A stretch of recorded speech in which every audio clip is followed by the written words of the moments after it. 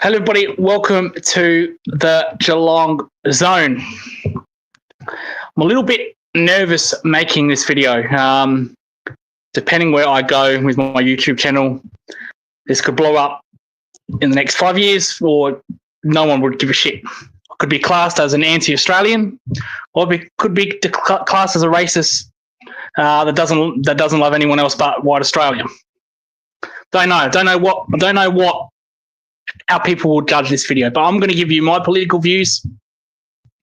I'm also going to respond to Paul from the Hoops crew. All love, no hate. He responded. I made a post on Twitter or /X this week about Chris Scott. He responded to that. I disagreed with him. I'm going to have my say on his point. So first, in to the politics, the political debacle, left versus right. Only criticism is the man.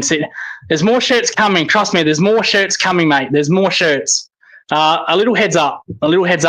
Think of a Bundesliga team that wears yellow. That's coming soon. There's a clue. I've got about hundreds of these. My stuff is all in storage. They no longer fit me because I'm no longer a small. As you can see, I'm no longer a small. But I used to have so many from different teams, different leagues.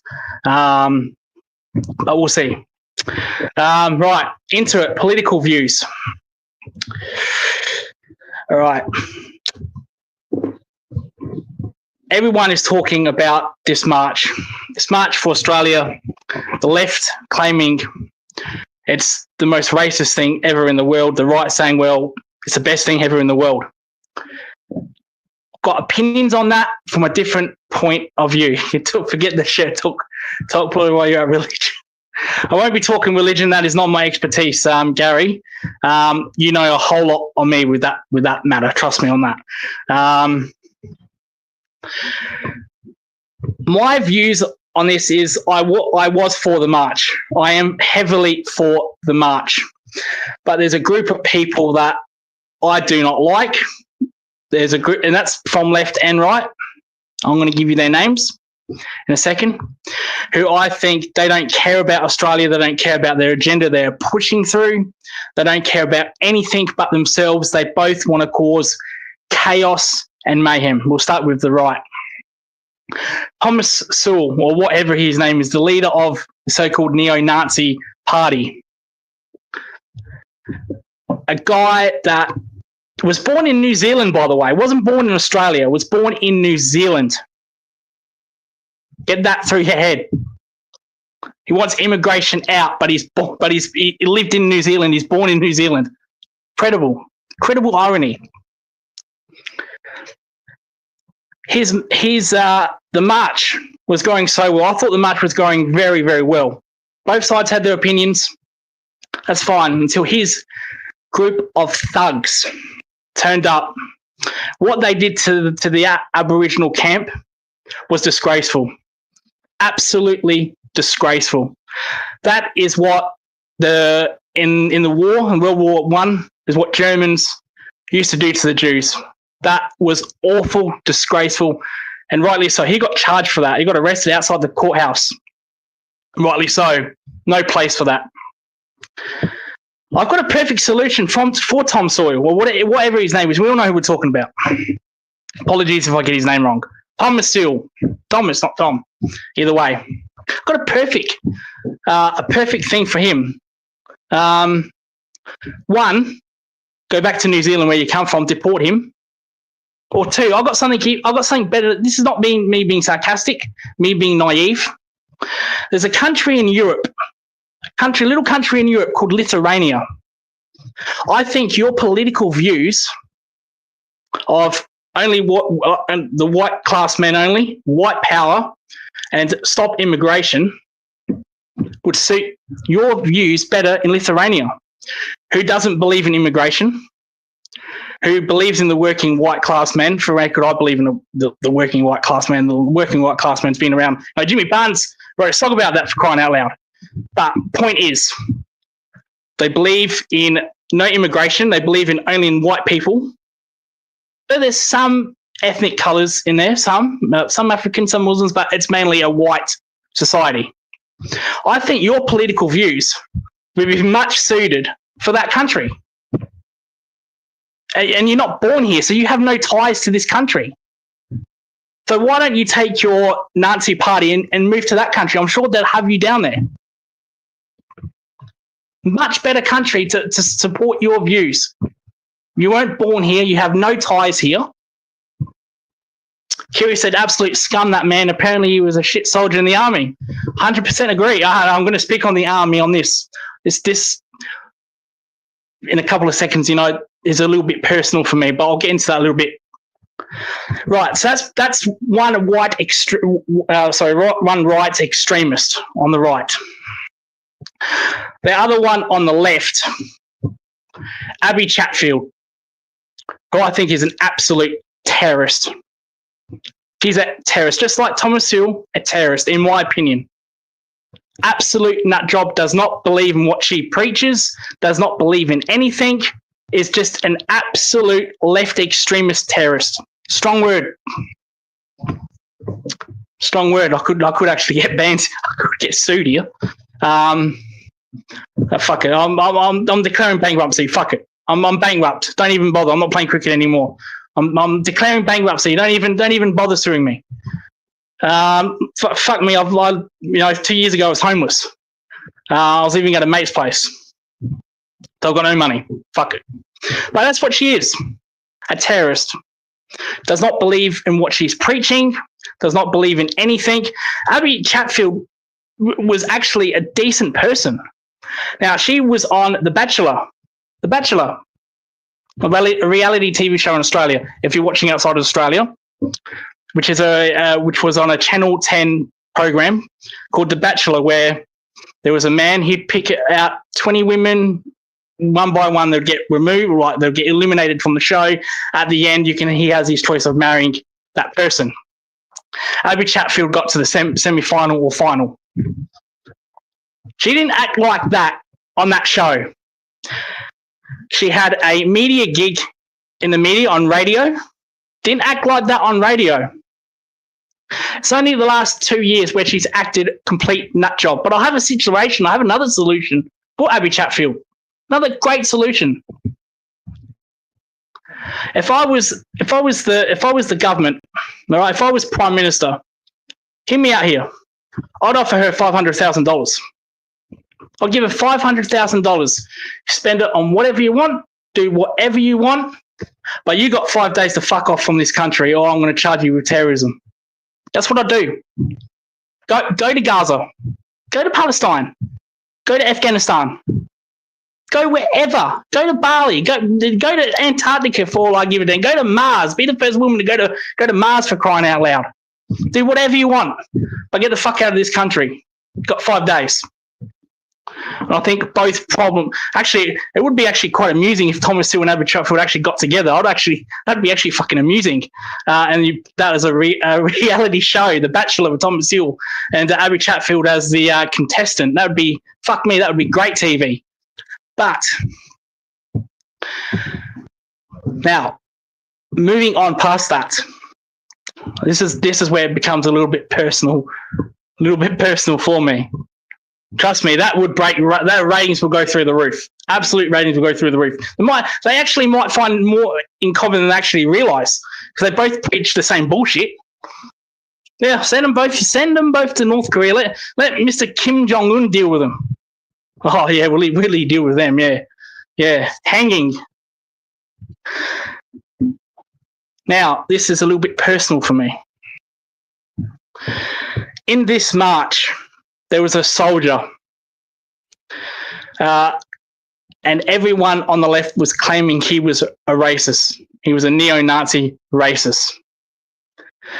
My great-grandfather, my nana, God rest her soul, my mum worked for 30 years in the railways. Every time I'd go home from school, my nana would pick me up 3 to 6 o'clock. Sometimes I wouldn't go to school, but I'd go to my nana's place. She did that. She looked after me for 10 years, my nana. God rest her soul. Her father fought in the Japanese War, fought the Japanese, fought them in the fucking trenches in World War II. Came back with his rifles, which the government took away in the future, which is disgusting. Stole a Japanese watch for Japanese soldier. I've got a watch. Haven't got it on me. I will show you the watch in time. Certified Japanese watch that he took off a Japanese soldier. Now, people down this 5 years down the track probably going to say, oh, he's been racist because he stole it off a Japanese soldier. He had to fight for his life. He fought them in the fucking trenches along with his brothers. My grandfather, great-grand uncle Jack, my nana's father's brothers, on war memorials in Adelaide. And every time I see, whether it's anti-Australia or pro-Australia, climb a memorial or graffiti a memorial, that angers the fuck out of me. They died. Australian soldiers died protecting this country. Japanese got to us in Darwin. I've got a question for everyone here. A question, all right? A hypothetical. We all say we need to respect Aboriginal people. There always was, always were. That's fine. That's completely fine. And in my opinion, we do need to respect First Nations people. This is why I don't like immigration coming in. Now, no one is saying F immigration, F Indians, F all this. We just want to stop it. The neo-Nazis are the ones that saying F everybody, F this, F you, F white people, F this. You're not part of us, F you. Majority do not want immigration to be sent back. They want it to be stopped. That's the difference. Mainstream media is saying we're racist. How the fuck is a soldier a racist when he fought in for this country? Don't get that. That angers me. I never met my I never met my nana's father before my time. But I can guarantee you what he would have done to Thomas Hill. Grabbed him by his balls and hanged him. And with Abby Chatfield, he wouldn't piss on her if she was on fire. Now, so no one wants them gone. They just want it to be stopped because the people that were born here, including First Nations people, this is what I don't understand with First Nations people that do these much. You're also getting neglected as well. By bringing in more immigrants, you're getting neglected just as much as white people. But you're cheering for them. That makes no sense. Don't get that. Maybe I'm missing something. But back to my great-grandfather, my great-grand-uncles, fought the Japanese. Japanese came to Australia, came to Darwin. Horrible crimes, both the Germans, Nazi Germany, and the Japanese Empire did. Horrible things. Something I couldn't imagine doing. But my great-grandfather and great-grand-uncles did. Can't imagine the hell they went through. Lost a brother during the war. My nana, lost her uncle. Defending this country. Reclaiming. Before I go into my point, my grandfather was a captain in the Greek army during the Greek Civil War. Came to Australia for a better life and better opportunity. He'd be digging his own grave if he saw what's happened. So would my great-grandfather. Or my great-grand-uncle. I've never met them. Look how passionate I'm talking about. I'm talking from the heart here. Hard history. I shall keep that up for a while. But I've got a question to the people out there. I've got a question, a simple question. Whether you're left or right. Personally, I don't care if you're left or right. I'm not left or right. There's some things on the left that I like. There's some things on the right that I like. There's some things I hate on the left. There's some things I hate on the right. On the right, I hate neo-Nazis. On the left, I hate people like Abbie Chatfield, leftist extremist terrorism like Abbie Chatfield, who do not believe in their own gospel. They just want to cause chaos and mayhem. Same like Thomas Sawyer and his group of thugs. I'll get into my question. It looks like I'm stalling here, but here's the question. Where do you think, what do you think, be educated here, Japanese Empire win the war, take over Australia? Where would Aboriginal people be? Adolf Hitler wins the war, takes over Australia. Where would Aboriginal people be? I know where they would be. Do you know where they'd be? If Hitler took over, or the Japanese Empire took over Australia? What I don't like, that was my question. What I don't like is also, for the record, is people from the right saying, oh, Aborigines never went to war. They don't know what they're on about. They did. That's bullshit. They did. And so did women. The Aboriginal nurses went to war, looked after our soldiers. So that shit from the right annoys the hell out of me as well, because there were Aborigines, from men and women, that fought in the war. Mind you, minor, very minor compared to white Australians, but they were there. And it hates me when people say, oh, they never went to war. They don't know what it was like. That's bullshit. Bullshit. My view on all this is I want to help white Australia and First Nations people. Both on this country. I want to stop immigration. I don't want to kick out anybody. I don't want to take over First Nation properties. I don't want to, also piss off white Australia. But they would be my priority. Stop the immigration. We're not asking you to send everyone back home. We're just asking you to stop it. Just for 1 week, even 1 week. Let us find our feet. Let people that are Australian, like white Australians and First Nations people, mainly First Nation people, are struggling. Let them find their feet. Let's help them first. Can we help them first? And then when our country gets a little bit better, then we can get immigrants down. At this point in time, it's hurting everybody. It's hurting First Nations people. It's hurting white Australia. It's also hurting people, immigrants that were here in the first place. Now, I know Kiri's in the chat and people in the chat here. Yeah, cut immigration for now. No one wants them shot, dead, deported, out of here. No one wants that. We just want it to stop.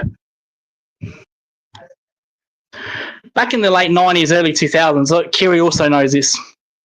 I used to love going through the fish markets. I love fish, no matter what it is, whiting, barramundi, cod. I'm not a fisherman. I've never fished in my life, but I like the food of fish. I remember I'm from Adelaide. The Adelaide Arcade, not Adelaide Arcade, where was it? Adelaide Market, through the 90s, early 2000s, full of Greeks and Italians. Not just for fish, but fruit and veg. They brought something to this country. They were immigrants themselves. They didn't come here, they didn't just snap your fingers in their ear. They were immigrants themselves, Greek and Italians, but they brought something to this country. Go through the market in the late 90s, early 2000s. Smell the fish, smell the fruit and veg. The Greeks and Italians would go on a boat, catch the fish, bring it here. Cheapest chips prices. Same with the fruit and veg. 10, 20, 30, 40 years of generations in their family. Bring fruit and veg. They sell it at a low price. Now every single race takes over. And what angers me? Jazelenko says, howdy, Lucas. What angers me? That's now gone. With again, I'm not picking on race, but with Chinese people that set up a market, and they have every right to, they import the fish. They don't do the tradition, what the Italians did in the early 90s, early 2000s. They don't go on the boats and catch it. They import it. And they sell it for even more expensive than what is in the supermarket. I went to a fish market in the city a few months ago. Could not believe the price. And to only find out it's imported. Incredible. Absolutely incredible. So I'm not for left or right. I am for helping out First Nations people first, and the people in white Australia that was here first as well. Immigrants can come later. No, before Greeks and Italians. No, there was First Nations people, white Australia. White Australia does sound racist. I don't know what else to call them. So apologies up front. That does sound a little weird, calling them white Australia. Apologies up front. I can't think of another word. If someone in the comments wants to give me another word for it, maybe blue-collared Australia. So apologies. But, Italians came in here, Greeks came here. They brought something to the economy. What are other people bringing to the economy? That's my question. For me, it's nothing. But I don't run the country, nor did I want to be honest. People after this are going to probably say, oh, Lucas is a fence sitter. He's just trying to please everybody. He doesn't want to make an opinion. Maybe right. I've heard that before a long time ago with someone that I really cared about. Someone said that to me. Probably right. Someone might say, oh, Lucas is the biggest anti-Australian. He doesn't give a fuck about blue-collared Australia, how it was. He doesn't give a shit. Or the left could say he's the biggest racist out there. For me, I want to help people here first. Blue-collar Australia, First Nations people. They're the two most important things for me. Then immigration can come. No one wants to kick everybody out. They just want to stop it. Right. But having said that, I'm never going to discuss this again. Never ever. This might blow up in 10 years. No one will give a shit because I might have no viewers. But that's my stance. Which probably to some is, I don't know what the fuck he stands for. But I just said.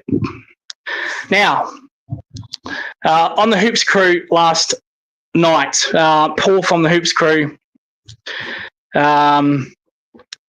responded to a tweet that I made about Chris Scott, saying he's lost 6 preliminary finals. Now, maybe I should have done my history a little bit better talking about this.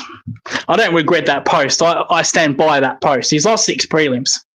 The only reason why he is here is because he's won 2 flags. Ken Hinkley has lost 4, cost him his job. Cost him his job.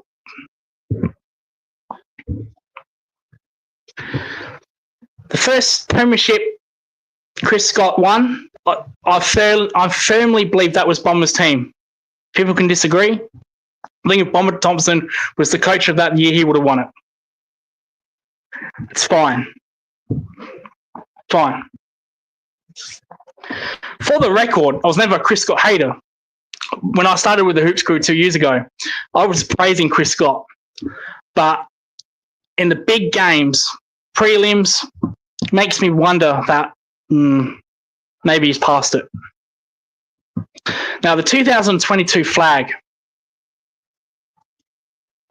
2011 was Bombers team, I agree. 2022 flag, I think, was the easiest flag from memory to win. Again, I'm not discounting Chris Scott. I'm aware of his record. He's highest percentage regular season coach in the league. I get that.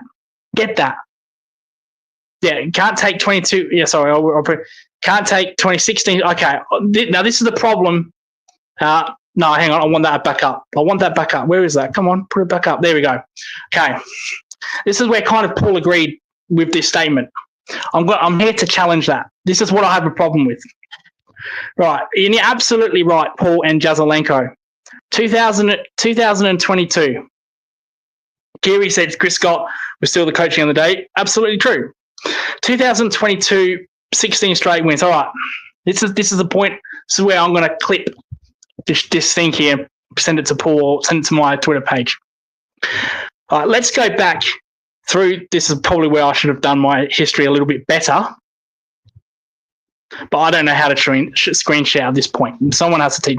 If Paul's watching, tell me how to screen share. Right, 2022 regular season.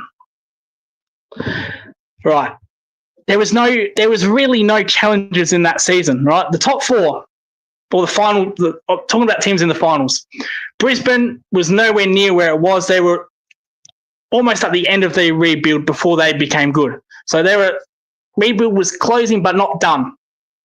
All right, Collingwood, same thing. Nathan Buckley left. McRae took over. They were close, but they weren't there yet. Melbourne, absolutely one of the biggest one-hit wonders in the AFL history. They took advantage of COVID ball. They embraced it.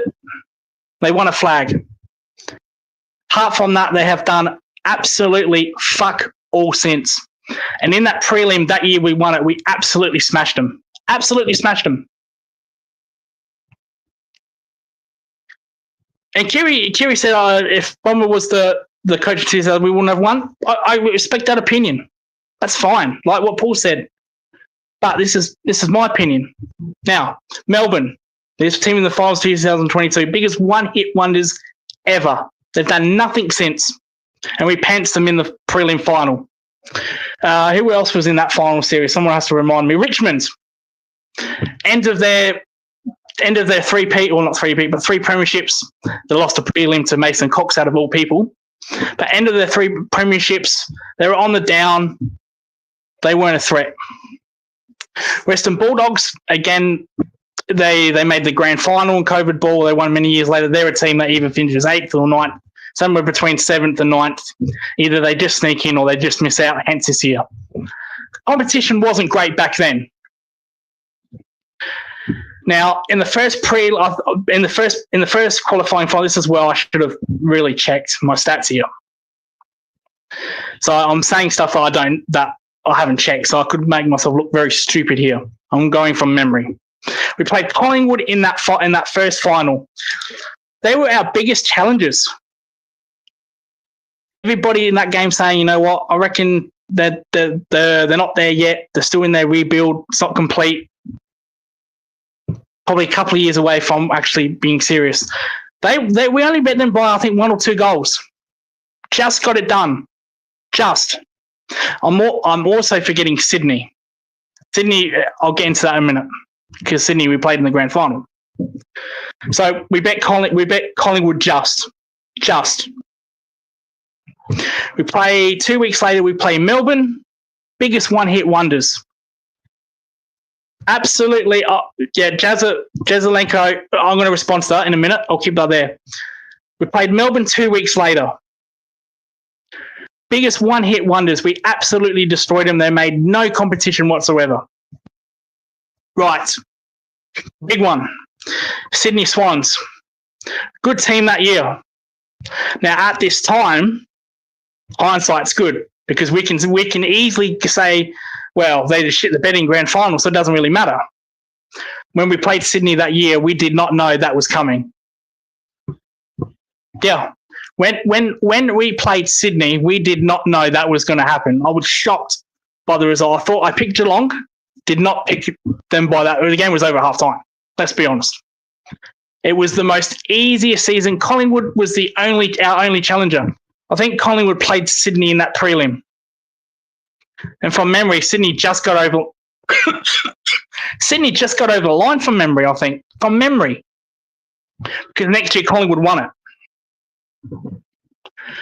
So they just got over the line just against Collingwood.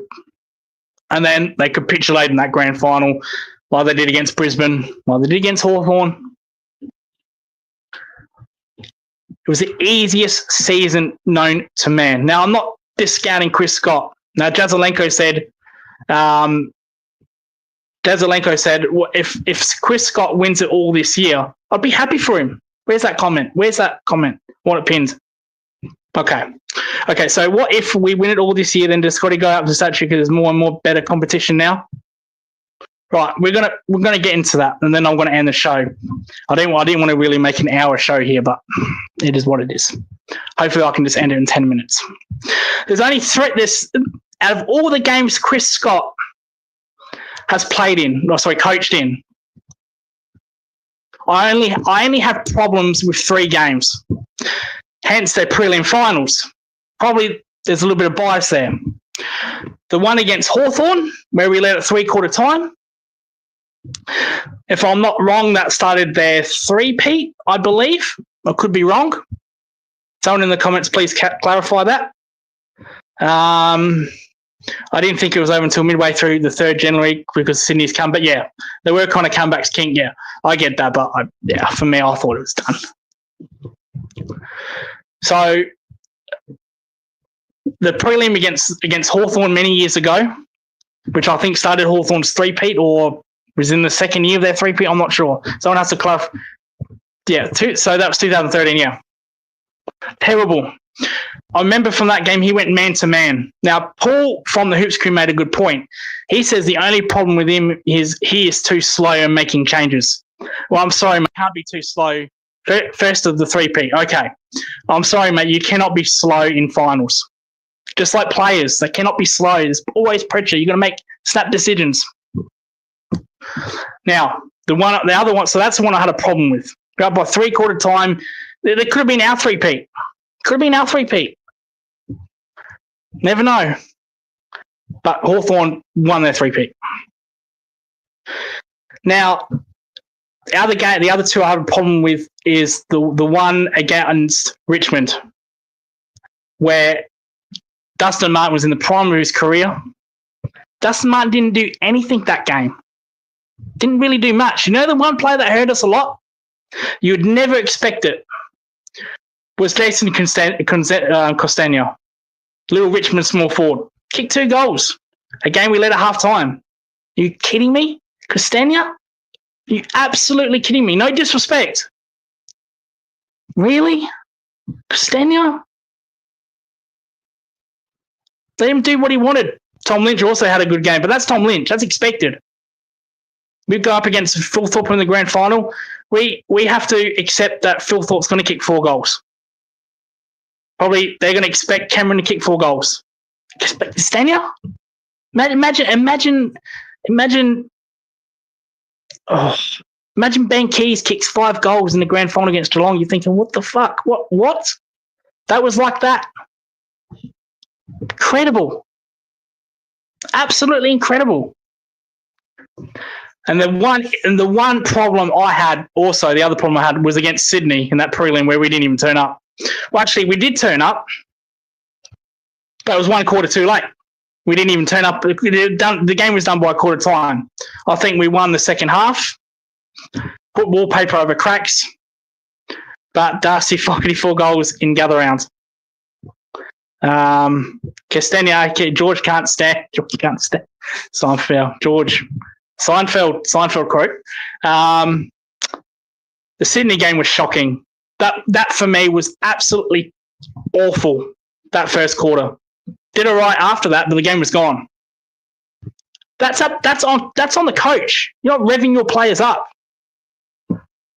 We were flat as an absolute tack. Embarrassing that first quarter. Not how we played all fucking year. Now, the grand final against Dusty, too good. Too good.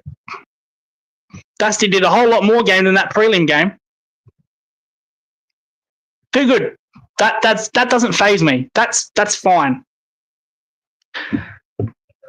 The Melbourne game in COVID ball where we got absolutely destroyed, like I said, that did a little bit stain. I'm not terribly because we pants them in 2022, so that's fine. And Melbourne also did embrace COVID ball a little bit better than other teams. Just like the Lakers, just like the NBA, you know, the Lakers, biggest one-hit wonders ever with LeBron James because they embraced it. Miami Heat also embraced it because it was in Orlando. Didn't have to travel far. Hence, Miami and Lakers were in the final. Wow, what a coincidence. The 2 teams that really embraced it made the NBA finals. Even though LeBron James had a little bit of a sucker, didn't complain after you won it, mate.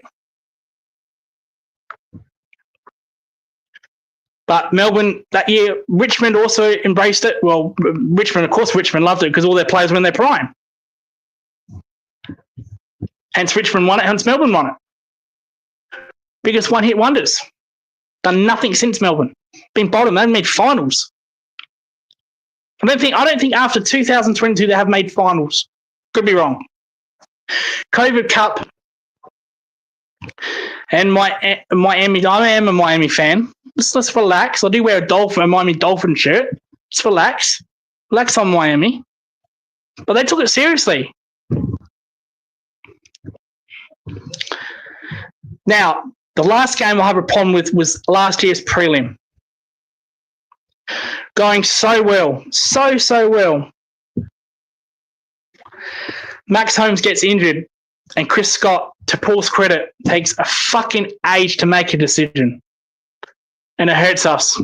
Time he gets him on the ground, they've already got all momentum, and it's an uphill battle.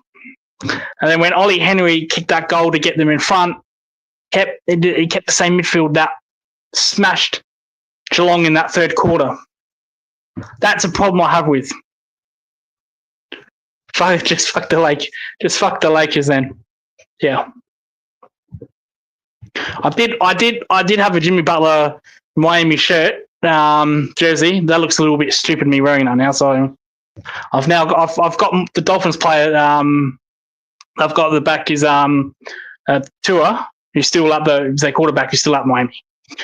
So let's not worry about Jimmy Butler, who's now gone to the Golden State. But the point is, you're a Spurs fan. Okay, Spurs fan. Okay. Good battle in the final series, a couple of years with Miami and San Antonio Spurs. Ray Allen with that wonderful shot that got that game to overtime, and we won Game 7. But the point is, took an age to make a decision on Max Holmes, an age, and we blew it. Knowing what we know with Sydney, would have blown them out of the water. Believe we when we lost to Sydney in that prelim, who did Sydney play in that grand final? Bulldogs, Footscray. 2017 finals, best I've ever seen. Kawhi Leonard did a good work on LeBron James in the second finals and went after Miami, won it. But yeah, Sydney played the Bulldogs. I believe we would have bet the Bulldogs, and we would have bet Sydney. We would have bet Sydney twice, because when we lost to Hawthorn, I think they played Sydney. So they played Sydney, Fremantle, and West Coast. So that could have been 3 grand finals. That's what hurts the most. Now, Paul also said, that's a long fucking clip, by the way. If Paul's watching this, mate, that's going to be a long clip. I'll try to shorten it. But Manuel Ginobili, my favourite player of all time, the Argentinian delight. But are Geelong fans privileged? It's a question. I don't say they're privileged, but because we don't do rebuilds. Like I said on this Charlie Curnow video, our motto is we don't do rebuilds. We try to get the best players from each club that want to leave, and we get them as free agents or trade bait. That's what we've done. That's what we've done last 5-10 years. Going back to Dangerfield at the Crows, wanted to leave, albeit he wanted to go to Geelong, got the job done. Chezza, Geelong. Bailey Smith, Geelong. We've always got these free agents to Geelong. We are a destination club. So I think there's a difference between being privileged and holding the club at a high standard. Absolutely been spoiled. Oh, I agree with that. We have been spoiled and blessed completely in the last 20 years. Completely. No team other than Hawthorn has won the same amount of flags since the year 2000. Mind you, Brisbane could break that this year. They could join Geelong and Hawthorn. But as it stands, Geelong and Hawthorn are the only two clubs that have won the most premierships this decade, hence the year 2000.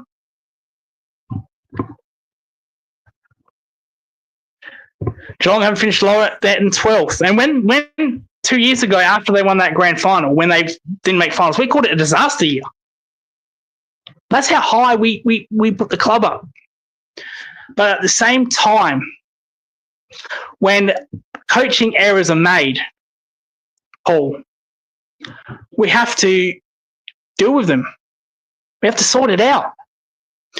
Chris Scott hasn't lost one prelim final, hasn't lost two, hasn't lost three like some coaches, 4, 5, 6. Wow, 6. Now, to your credit also, Paul, you also said that, well, other coaches haven't made 6 prelim finals. Okay, that's fine. Can't win that argument. Can't win that argument. But the man still lost 6 prelims. Half that. 3 grand finals. We at least win 1. Regular season stats don't really mean anything to me. Especially with this bullshit bye, because we've seen teams outside the top 4 win it. Brisbane and Bulldogs. So it's no longer an advantage as it once was finishing top 4. We don't get home finals in Geelong. So we always respect the regular season, of course. But let's say I took over Tasmania as coach. I had a 80% regular season record, but lost 4 prelims. Does that make me a good coach? It shows that he can win games, but he may not necessarily be a good coach. And to my point to Paul, those are the 2 flags. If he only has one of those flags, let's say he didn't win 2022. So let's say Bombers 2011 and Chris Scott took over in 2012. He wins 1 flag. We still say, okay, yeah, maybe. Only because he's won 2 flags, we give him a enormous pass. Only because he's done such great things in the regular season, we give him a pass. Not personal. I was never a Chris Scott hater. But sometimes we got to accept accountability. We are spoiled. We are privileged. Of course we are. Just said, only one other team has made more, has won more grand finals since the year 2000. Now, Paul also made a. Why am I wearing a Manchester City shirt? Same reason why I'm going to wear a different shirt next week and say I just like collecting shirts. As you can see, this is an old shirt. This is not their new one. I can fit into this one just. But no, it's all good. You know, Chris Scott can coach regular season. It's all good. Never a hater. Hey, at least it's not New United. Got some bad news for you, mate. I got one of those as well. Though I can't fit into it. Like the rest of my uni shirts. But Paul, you know, to Paul's credit, you know, no coach has ever made 6 prelims to lose. I get that. But we've got to face accountability when we do lose. You lost 6 of them. My God, that's ridiculous. 6. Unreal. Ken Ingley lost 4, cost him his job. He lost 6. Yeah, he's won 2 flags. Yeah. No, yeah, all right. Relax. I can't fit into it. But I've also got a couple of shirts. I had a Spanish national team shirt. I had a Japanese national team shirt. I had a couple of back in the day where Gambo Osaka played Adelaide United years and years ago in a Champions League final. I had a Gambo Osaka shirt. I actually bought one that night. So I've had a lot of football shirts over the night, over the years. It's actually amazing. The Gambo Osaka shirt that I brought from memory only was about $30. This one costs about 90. Mind you, I bought it at the time of the year. Now, this is a couple of years old. So I sadly don't have them. I have a few. I've got the Real Madrid. They used to do a Chinese dragon one. I've got that one. I've got this one. I've got this yellow shirt from the Bundesliga, a notorious team that wears yellow. I've still got that. I can't fit into that yet. I am losing weight. I couldn't fit into this one 3 weeks ago, so maybe I'm losing weight. Don't know. I no longer have that J-League shirt, unfortunately. I actually bought when Adelaide United in the Champions League played.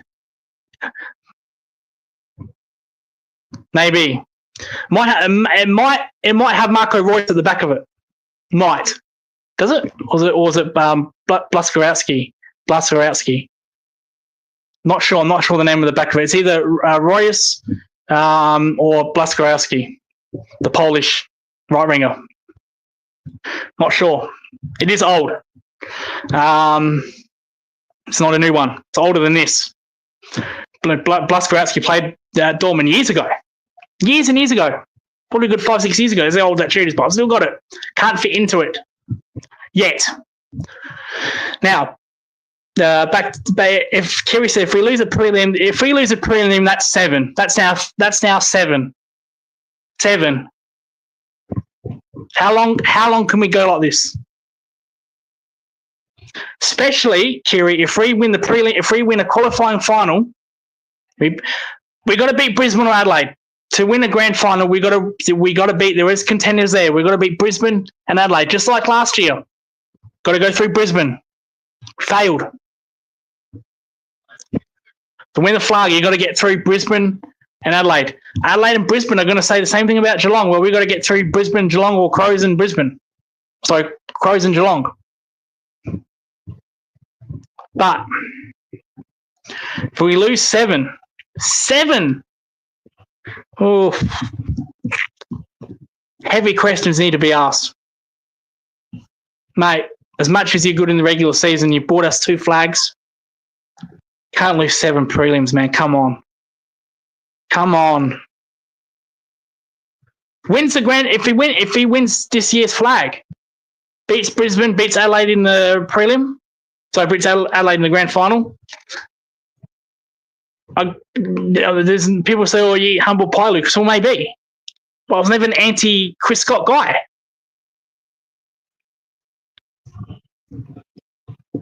I said a year ago, I want Chris Scott to be our cut. If we had to ever rebuild, I'd like Chris Scott to take over that rebuild. But at some point, how long's too long? Alistair Clarkson, he knew the end was coming and got out of there. Man coming off a 3-peat, 4 premierships, got out of there. When did we say the same thing about Chris Scott? That concludes this show. Probably the most controversial show I'm going to have. I'm not going to talk about Kevin Sheedy at Essendon. Yeah. Sorry, pin that. Kevin Sheedy knew his time was good. Well, with all due respect, Kerry, I think Kevin Sheedy should have left probably years before that. My opinion. I think he was on there for far too long. I'd say probably 2-3 years. My opinion. Kevin Sheedy's a legend coach. Legend coach. Yeah, my point exactly, yeah. Was there? I'm starting to get that with Chris Scott. That does not mean I'm anti-Chris Scott. But I'm starting to feel that, especially if we keep losing the extra left on top of well, no, I agree with that. Because Brisbane, from the year 2000, from the ladder, Brisbane, Port Adelaide were high up there. And then Brisbane just started their 4-peat, their 4 grand finals, 3-peat and 4 grand finals. So got beaten by Port in 04. But they were the 2 teams around Essendon at that time, Port and Brisbane. So maybe you're right. Maybe Essendon were as much as great as that year was, that maybe they are one-hit wonders.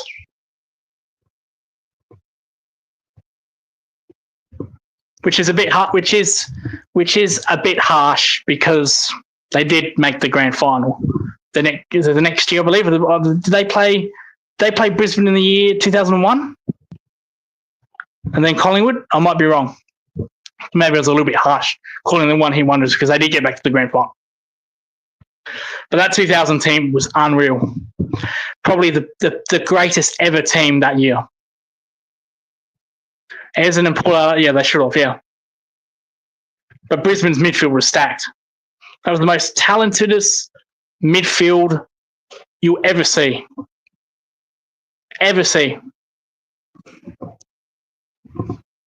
Ackerman, well, not a forward, I'm just saying. Ackermanis, Jonathan Brown, Alistair Lynch, Michael Voss, the Scott brothers.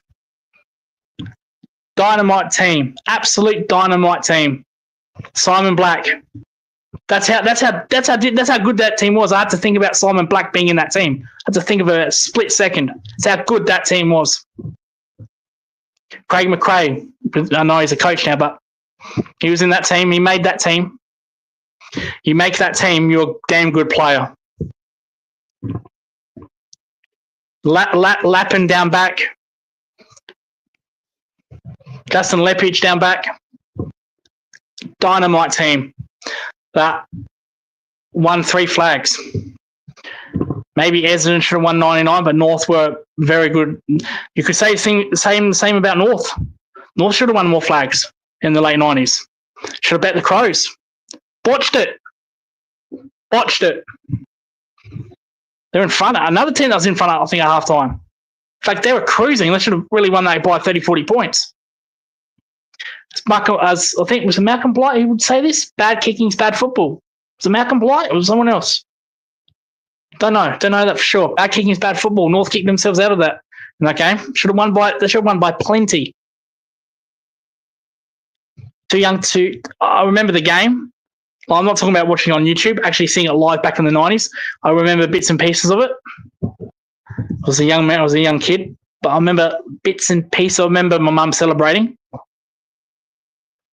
North kicked themselves away in that grand final. They did. 2 Geelong games in the 90s. I don't remember. I'm sorry. I was 4 years old. So I don't remember that. The games where you can say, can you remember where this happened, is probably 2004 onwards. I don't think I even remember the Brisbane three-peat. I don't remember watching them live. When I seriously got into watching regular football when I was about 8 or 9, it was when Port won that grand final. From there on, I was like, I can remember bits and pieces of stuff without going on YouTube. When it comes to random regular season games, I cannot remember games. Sorry. Like, for example, Dangerfield's best game against North Melbourne, I can't remember that game without going on YouTube or looking on stats. But it is. You only remember the big games. That's all you remember. I still remember 2011. I still remember 2008, as we all do. Still remember 2008. I wish I didn't. So we play Hawthorn when we're always going to remember 2008. Just like when we lost Melbourne. It's amazing we don't bring out that Melbourne game. When we lost to them in the finals during COVID. It's only until we pants them in 2022. Okay. Should we play Hawthorn again in the grand final? Oh, yeah, it's going to be with us. All right, it's going to be with us. Play them this year in the grand final. Oh, yeah, it's gone. Richmond, I'm not upset by because that Dusty had his legacy game. Norm Smith medalist, Pants does. That's fine. That's all good. Too good.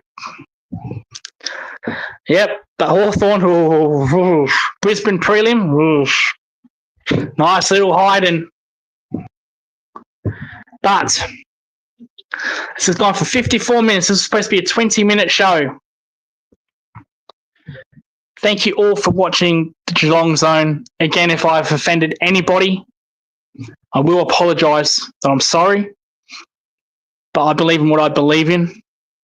I don't hate anybody. Don't hate anyone really. Never got into fights with anybody. Never punched anybody. There's a couple of people I do want to punch, especially Thomas Seal, but it is what it is. Make sure to like and subscribe. This could blow up in 5 years' time. People could clip this. Could be a Logan Paul KSI moment. People start clipping this. He hates Australia. He's anti-Australia. He's a fence sitter. I've heard it all before. But much love to the Hoops crew as well. No hate whatsoever. I think I might have upset Paul bringing up the march. My bad on that. Might have got under his skin. But sometimes you got to stand up for what you believe in, and that's completely fine what he believes in. But again, apologies to Paul if I did go overboard with the marching. Do apologise. Love the Hoops crew.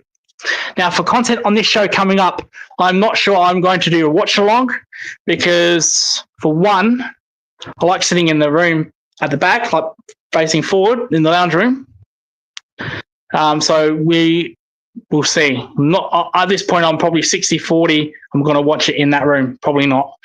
Because sometimes my mum can be emotional as well, and I love to be a part of that. I must be absolutely crazy to get involved with her tomorrow when they play Collingwood. I will be in here watching that. I won't be doing a watch long, but I'll be in here watching that game. I won't be out there. Geez, all hell will break loose out there. Don't even bother going out there. That's for me. You're mad if I go out there and watch Collingwood and Adelaide game with my mum. You're mad. I don't wish that upon anybody. Well, maybe Thomas Hill. He can put up with her. Go put up with her. Good luck. If he leaves in 10 minutes, well, fuck me. What hope have I got? And then fuck off back to New Zealand or Lithuania. But don't wish on anybody. So no pre-game at the District. District is a nightclub in Sky City Casino where I've been spending a couple of shows at. Again, apologies with the strippers comment I made on the Hoops crew as well. I don't do that. Not for me at all. Especially the way, if you heard me not speak out against people on OnlyFans, so I'm definitely not into that. If I'm not going to subscribe to OnlyFans, what hope have I got to subscribe to strippers? No chance. But thank you all for watching. Apologies up front if I offended anybody. I will be on Hoops Crew post-game live if they'll have me. I'm also going on the Carlton jumper punch tonight. Now, if you do see the beard cut or haircut, this video is not pre-recorded. This is live. It's just I was planning to have a shave before I actually came on here, but I didn't. So I probably will do that after this show. So if you see me with clean shaven and a haircut, you're thinking, what the hell's going on here? If I've gone back in time, you haven't. I've just had a trim. So thank you all for the comments. Kirish, Jazelenko, thank you so much. Love your work. I said I wouldn't be here for an hour. Just like Paul's show said he wouldn't be here for 2 hours. I'm here for an hour. Fuck you both for making me be here for an hour. Or my haircut, or my trim. We're going to go half an hour now before I go on the jumper punch. Thank you so much.